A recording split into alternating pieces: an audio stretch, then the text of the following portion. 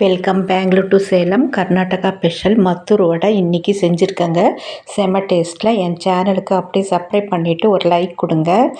உள்ள மேலே கிறிஸ்பியாகவும் உள்ள பிஸ்கட் டைப்லேயும் இருக்கும். ரொம்ப டேஸ்ட்டாக இருக்கும். இது கர்நாடகாவில் மட்டும்தான் கிடைக்கும். பெங்களூர் அந்த மாதிரி இடத்துல தான் கிடைக்கும்.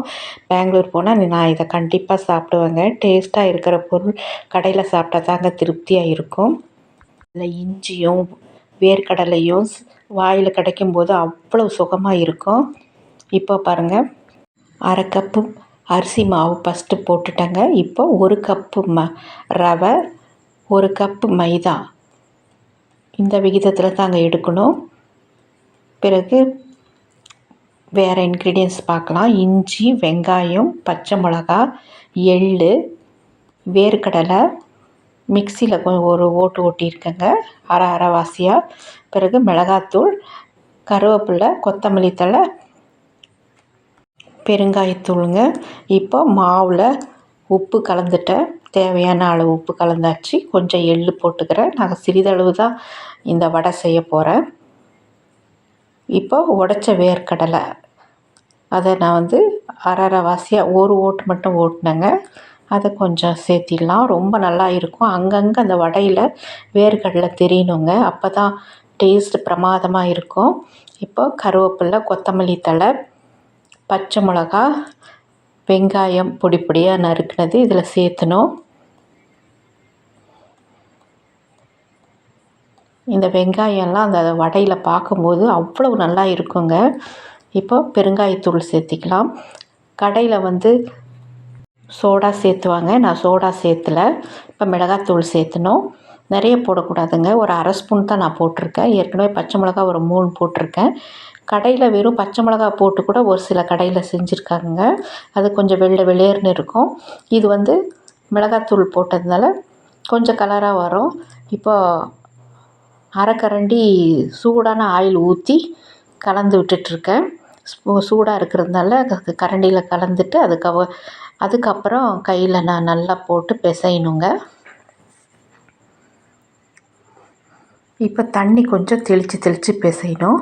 நம்ம பூரி மாவுக்கு எப்படி நம்ம பிசைகிறோமோ அது போல் நம்ம பிசையணும். ரவை நல்லா தண்ணியை இழுத்துக்குங்க. கொஞ்சம் ஊற இழுத்துக்கும். அதனால் பார்த்து நம்ம பிசையணும். ரொம்ப வறட்சியாகவும் இருக்கக்கூடாது. வடை தட்டுற அளவுக்கு நம்ம பிசைஞ்சு வைக்கணும். பாருங்கள், இந்த மாதிரி பிசையணும். இது ஒரு 15 நிமிஷம் ரெஸ்ட்டில் வச்சுருக்கலாங்க. அதுக்கு மேலே வேண்டாம். 1 ஹவர் அது மாதிரியெல்லாம் வைக்கக்கூடாது. கொஞ்சம் புளிச்சு போயிடும். அதனால் நம்ம ஒரு 15 நிமிஷம் 20 அவ்வளோ நிமிஷம் வச்சா போதும். இப்போ மூடி வச்சிடலாம். இப்போ நல்லா உருட்டிட்டு எண்ணெய் தடவி நான் வடை தட்டிகிட்ருக்கேன். இப்போ நான் ஒரு கவரில் தான் தட்டிகிட்ருக்கேன். வாழை இலை கிடைக்கல, ரவை கவர் இருந்தது. அதை பிரித்து நான் இந்த மாதிரி தட்டிகிட்ருக்கேன்.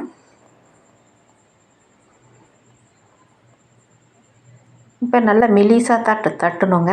மொத்தமாக தட்டவே கூடாது. நம்ம வடை மாதிரியெல்லாம் செய்யக்கூடாது. இது மேலே கிறிஸ்பியாக இருக்கணும். உள்ளே பிஸ்கட் டைப்பில் தாங்க இருக்கணும். ரொம்ப நல்லா இருக்குங்க டேஸ்ட்டு. இது சாப்பிடும்போது நம்ம இது 5 நாள் ஒரு வாரத்துக்கு வச்சு சாப்பிட்லாம். எங்கேயாவது டூர் போகும்போது கூட இது கர்நாடகாவில் இது மாதிரி செஞ்சு எடுத்துகிட்டு போவாங்க.